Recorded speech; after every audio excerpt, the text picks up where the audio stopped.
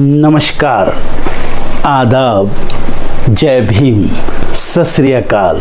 मैं हूँ माजिद सिद्दीकी और आप देख रहे हैं फोकस हिंदुस्तान न्यूज़ चैनल। आज की ख़ास खबरें सब्सक्राइब करें, लाइक करें, शेयर करें। फिर आऊँगा एक ताज़ा खबर को लेकर माजिद सिद्दीकी।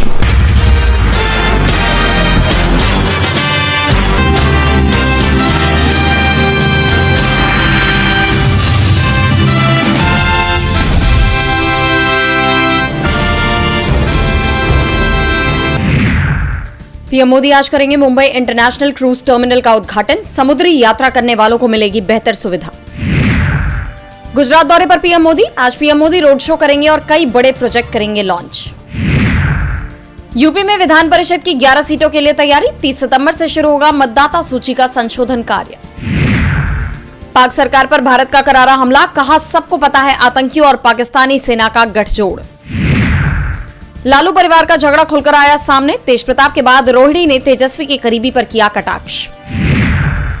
ट्रम्प टैरिफ पर भारत को मिलेगी खुशखबरी। ट्रेड डील को लेकर बातचीत करने यूएस जाएंगे पीयूष गोयल। सपा के पूर्व सांसद डॉक्टर एसटी हसन का बयान। एक ही घर थे पाक और हिंदुस्तान, बदकिस्मती से हुआ बंटवारा। डीपीएस द्वारका सहित दिल्ली के कई स्कूलों को मिली बम की धमकी। मची अफरा तफरी। एयर इंडिया विमान हादसे को लेकर सुप्रीम कोर्ट में याचिका। स्वतंत्र जांच की मांग। दिल्ली एनसीआर में बारिश के लिए करना होगा इंतजार। यूपी बिहार में खूब बरसेंगे बादल। ट्रंप ने H-1B वीजा पर बढ़ाया आवेदन शुल्क। अब देने होंगे 1 लाख अमेरिकी डॉलर। भारतीय कर्मचारियों पर पड़ेगा असर। अमेरिका में उड़ानों पर लगा ब्रेक। एक गड़बड़ी के कारण सैकड़ों फ्लाइट्स लेट, हजारों यात्री फंसे। अमेरिकी राष्ट्रपति डोनाल्ड ट्रंप ने पाकिस्तानी मूल के मेयर पर निकाली भड़ास। कहा लंदन के सादिक खान दुनिया के 72 मेयरों में से एक। अफगानिस्तान के बगराम एयरबेस को लेकर चीन और तालिबान ने ट्रंप को चेताया। कहा अब उपस्थिति स्वीकार नहीं। तालिबान ने अफगानिस्तान में हिरासत में रखे गए ब्रिटिश दंपति को किया रिहा। कतर से मांगी थी मदद। 22 सितंबर से पहले आई बड़ी रिपोर्ट। 400 सामान होंगे सस्ते, छोटे उद्यम मजबूत होंगे। पीएफ वालों के लिए खुशखबरी। अब एक क्लिक में दिखेगा खाते का पूरा ब्यौरा। एसी ट्रांसफर का भी ऑप्शन। छत्तीसगढ़ लोक सेवा आयोग भर्ती घोटाले में बड़ी कार्रवाई। सीबीआई ने पूर्व आईएएस समेत 5 को किया गिरफ्तार। टीसीएस का भोपाल ऑफिस होगा बंद। कंपनी ने किया साफ, नहीं जाएंगी 1000 नौकरियां। सेबी ने किया नियमों में बड़ा बदलाव। अब शेयरों को ट्रांसफर करने पर नहीं देना होगा कैपिटल गेन टैक्स।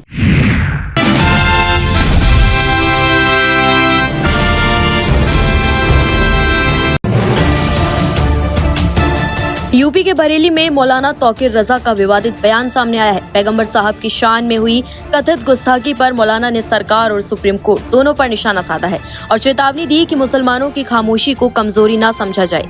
आपको बता दें, बरेली में इत्तेहाद-ए-मिल्लत काउंसिल यानी कि IMC के अध्यक्ष मौलाना तौकीर रजा ने बेहद तीखे बयान दिए। उन्होंने शाहजहांपुर में पैगंबर साहब पर हुई गुस्ताखी का जिक्र करते हुए राज्य और सुप्रीम कोर्ट की भूमिका पर बड़े सवाल उठाए और इलाके में बढ़ते माहौल के लिए हिंदुत्ववादी संगठनों को जिम्मेदार ठहराया है।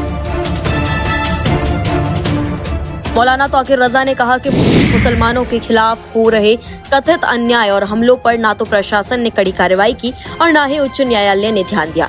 मौलाना ने कहा कि भारत के मुसलमानों की संख्या श्रीलंका, बांग्लादेश और नेपाल की कुल आबादी से भी ज्यादा है।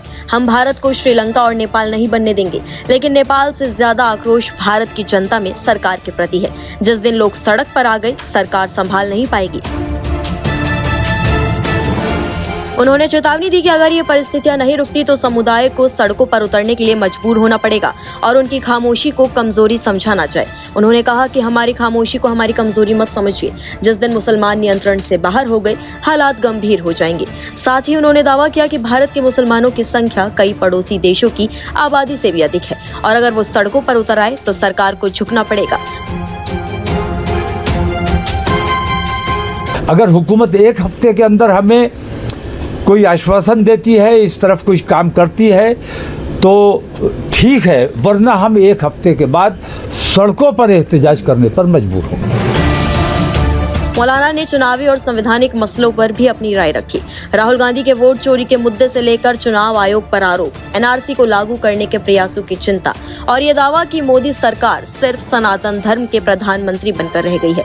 उन्होंने ये भी बताया कि भारत के मुसलमानों की संख्या कई पड़ोसी देशों की कुल आबादी से अधिक है और इसलिए उनकी भागीदारी निर्णायक हो सकती है।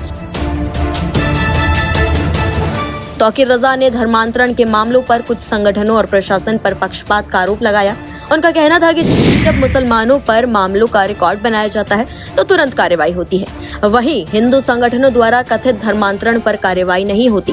इसे उन्होंने दोहरे कानून और दोहरे न्याय का उदाहरण बताया। मौलाना ने बार बार ये भी कहा कि वो देश से प्रेम करते हैं और हिंसा या अफरा तफरी नहीं चाहते। हालांकि उन्होंने प्रशासन को चेतावनी दी कि यदि 1 सप्ताह के भीतर उन संगठनों के खिलाफ कार्रवाई नहीं होती तो वो सड़कों पर उतरने के लिए मजबूर होंगे और इसकी जिम्मेदारी सरकार पर डाल दी।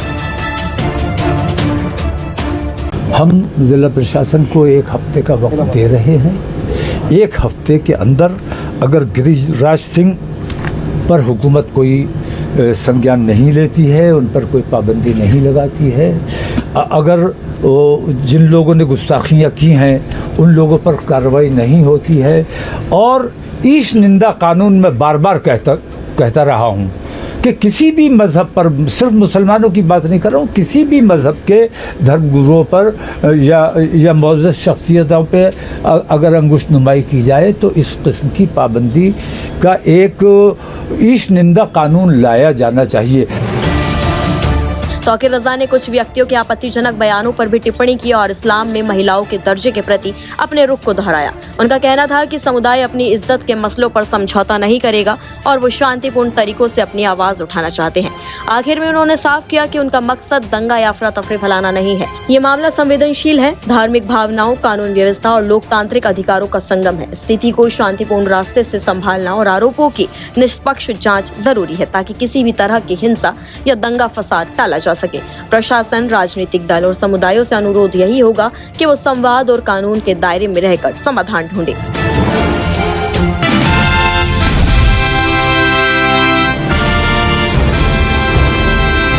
कांग्रेस सांसद राहुल गांधी ने प्रेस कॉन्फ्रेंस कर चुनाव आयोग पर निशाना साधा है। वोटों की धांधली को लेकर राहुल ने आयोग पर कई आरोप लगाए हैं, जिसका जवाब बीजेपी दे रही है। जबकि राहुल ने अपनी प्रेस कॉन्फ्रेंस में कहीं भी बीजेपी या पीएम मोदी का जिक्र नहीं किया है। इसी मामले में एनसीपी एसपी सांसद सुप्रिया सूले ने बीजेपी की फजीहत करते हुए कहा कि राहुल गांधी ने जो आरोप लगाए हैं वो बीजेपी पर नहीं बल्कि चुनाव आयोग पर हैं, तो पार्टियां क्यों चिंता कर रही हैं? बीजेपी को जवाब देने की कोई जरूरत नहीं है। वो बोले, और मेरे ख्याल से ये आरोप बीजेपी पे या किसी पे नहीं है, ये आरोप इलेक्शन कमीशन पे है। तो पार्टियां क्यों चिंता कर रही है? आरोप बीजेपी तो हो ही नहीं रहा है। इलेक्शन कमीशन अगर एक इंडिपेंडेंट बॉडी है तो खुद जवाब देगी ना। इनको पार्टियों को जवाब देने की और बीजेपी को जवाब देने की कोई जरूरत भी नहीं है। कोई मांग भी, राहुल जी मांग भी नहीं रहे, राहुल जी कह भी नहीं रहे कि बीजेपी ने कुछ किया। तो बीजेपी खुद पे क्यों ओढ़ के रह रही है कि नहीं हम डिफेंड करेंगे? कोई जरूरी थी नहीं। सुप्रिया सूले के बयान के बाद बीजेपी और चुनाव आयोग की दोस्ती पर काले बादल मंडराने लगे हैं, लेकिन वो यहीं नहीं रुकी। जेनजी को लेकर उन्होंने कहा कि जेनजी मतलब नेक्स्ट जनरेशन, इसमें माओवाद कहां से आ गया? आपको याद होगा कि बीते दिन राहुल गांधी ने एक्स पर जेनजी को संविधान बचाने को लेकर चेताया था और कहा था कि वो हमेशा देश के युवा के साथ खड़े हैं। उनके इस ट्वीट के बाद बवाल तेज हो गया, जिसे लेकर सुप्रिया सूले ने ये बयान दिया है।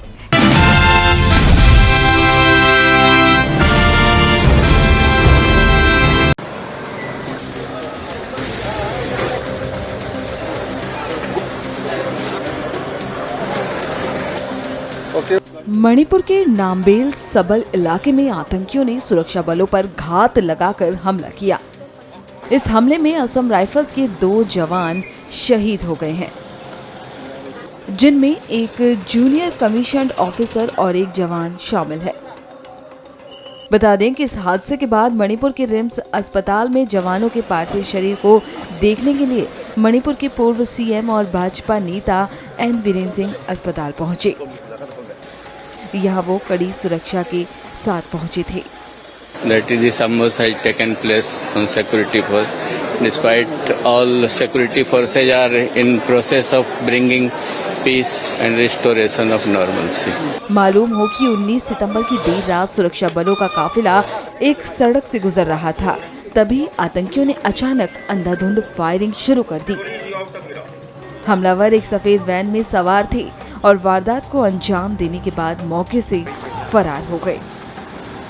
हमले के दौरान सुरक्षा बलों ने जवाबी कार्रवाई की, लेकिन खास बात ये रही कि जवानों ने बेहद संयम बरता ताकि किसी भी निर्दोष नागरिक की जान को खतरा न पहुंचे। इस घटना ने पूरे इलाके में दहशत का माहौल पैदा कर दिया है। वरिष्ठ सुरक्षा अधिकारियों के अनुसार हमले के बाद तुरंत सर्च ऑपरेशन शुरू कर दिया गया है। इलाके की घेराबंदी की जा चुकी है और हमलावरों को पकड़ने के लिए अभियान जारी है।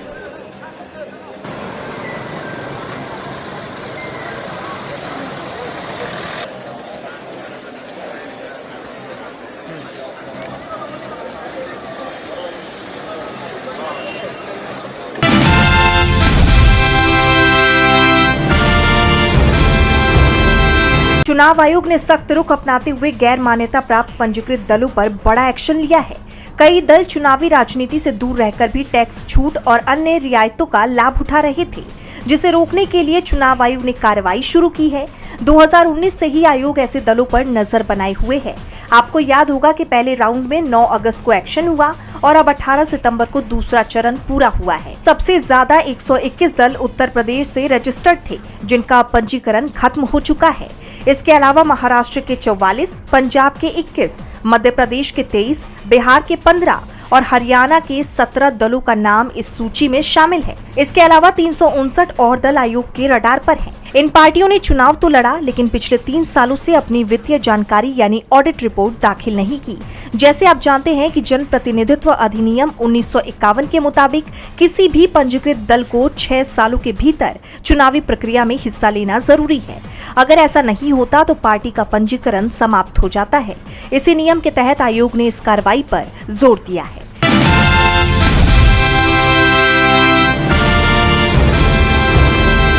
ईवीएम एक बार फिर चर्चा का विषय बन गया है। कांग्रेस नेता दिग्विजय सिंह ने इलेक्ट्रॉनिक वोटिंग मशीन यानी ईवीएम पर सवाल उठाए हैं। साथ ही उन्होंने मांग की है कि बैलेट पेपर वापस लाया जाए।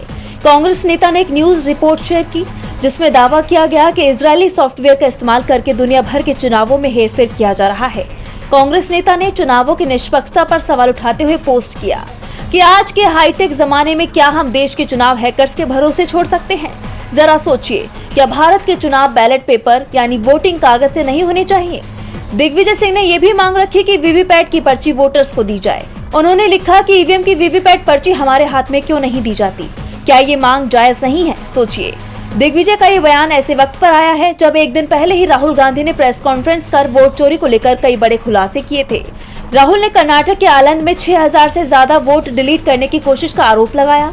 विपक्षी दल इस मामले को लगातार उठाते आ रहे हैं और अब चुनाव आयोग से सवाल पूछा जा रहा है। अब कांग्रेस नेता की तरफ से जो मांगे रखी गई हैं, उनकी वो मांग पूरी होती है या नहीं, देखना होगा।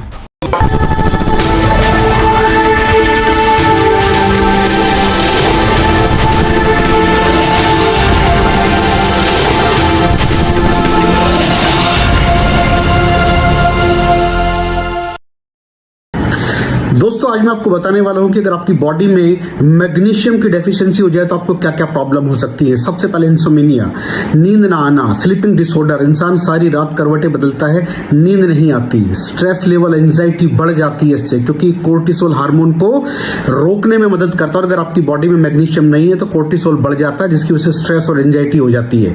मूड स्विंग्स, इंसान को पता नहीं चलता उसके मूड स्विंग्स होते हैं, थोड़ी थोड़ी देर में गुस्सा आना, थोड़ी थोड़ी देर में चिड़चिड़ापन होना, क्योंकि ये सेरोटोनिन हार्मोन को बढ़ने में मदद करता है। अगर आपकी बॉडी में less magnesium is equal to less serotonin, और सेरोटोनिन हैप्पीनेस का हार्मोन है। अलावा इसके ये फटीग को भी कम करता था। अगर आपकी बॉडी में मिनरल डेफिशिएट है, अगर आपकी बॉडी में मैग्नीशियम नहीं है तो आपको थकावट बहुत जल्दी फील होगी, जरा सा काम करती है आपकी बॉडी थक जाएगी।